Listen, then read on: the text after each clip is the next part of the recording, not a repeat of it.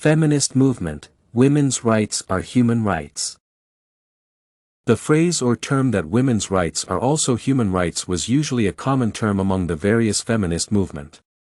The term was first used in the late 1980s or the early 1990s. However, this phrase can also be traced back to the late 1830s, when campaigners and well-known protagonists Sarah Moore Grimke and Angelina Grimke Weld used it to express their feelings. In the various works of Sarah Moore Grimke, it is clear as her arguments that she knew nothing about both men's and women's rights, all she knew was human privileges. Nonetheless, its form of prominent usage is just like the name of the speech that the United States delivered by America's First Lady Hillary Rodham Clinton on the 5th of September, 1995. This happened while she was addressing a large congregation in Beijing. Therefore, this research paper will analyze Hillary Rodham Clinton's speech "Women's Rights Are Human Rights." In September 1995, when Hillary Rodham Clinton decided to approach the podium, she faced an unpredictable and uncertain audience. This was because only a smaller group of people had already read her speech. Nobody knew the type of speech to be delivered during this women's conference. The term was not new, but her speech's energy and excitement played a crucial role in elevating the concept to catalyze modern feminism and, most importantly, the international efforts to ensure gender equality and parity. Most individuals advocating for women's rights have always argued that gender equality should also be considered one of the significant human liberty. However, they were baffled for several years by the individuals claiming that women's rights were subordinate to their male counterparts. In this speech by Clinton, she was advocating and fought for gender parity and equality. She was also encouraging all women across various countries globally to be given equal rights, a voice, and acknowledged for everything they contributed to different societies. In the text, it is evident that Clinton used multiple forms of pathos to capture the audience's attention up to an emotional level. An illustration of this is the segment where she discussed the issues surrounding the violation of human rights, especially when she said that it was unacceptable and a violation of human rights when the women were doused with gasoline.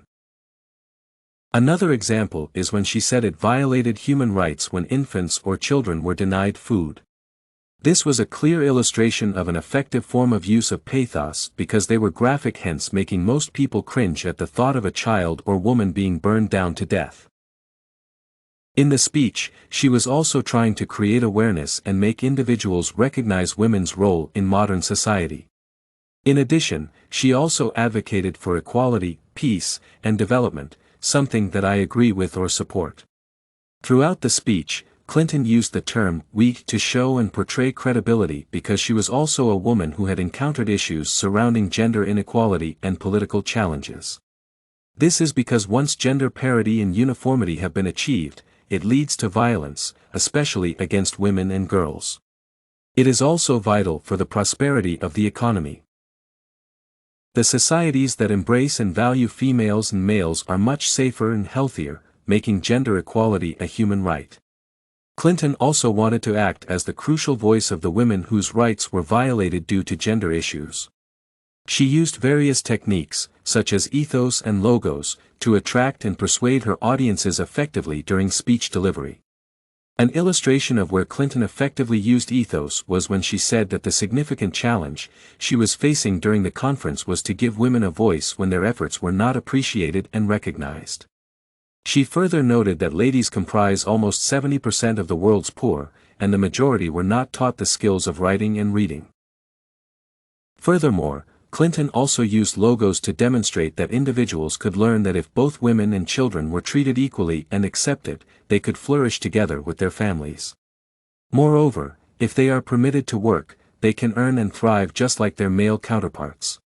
Thus, typically, it is evident she played a crucial role in allowing her audience to think about how treating females equally and in an acceptable manner can better and contribute significantly towards building the overall well-being of the nation. In conclusion, it is evident that women across the globe deserve a voice, and equal human rights, and they should be appreciated, and their contributions to society acknowledged. This will, in return, play a key role in ensuring the prosperity of the communities and the countries involved as a whole.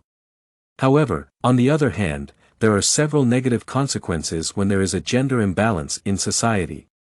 Inequality may result in exposure to violence, discrimination, and socioeconomic disparity, which will bring depression, anxiety, and low self-esteem amongst females in the community.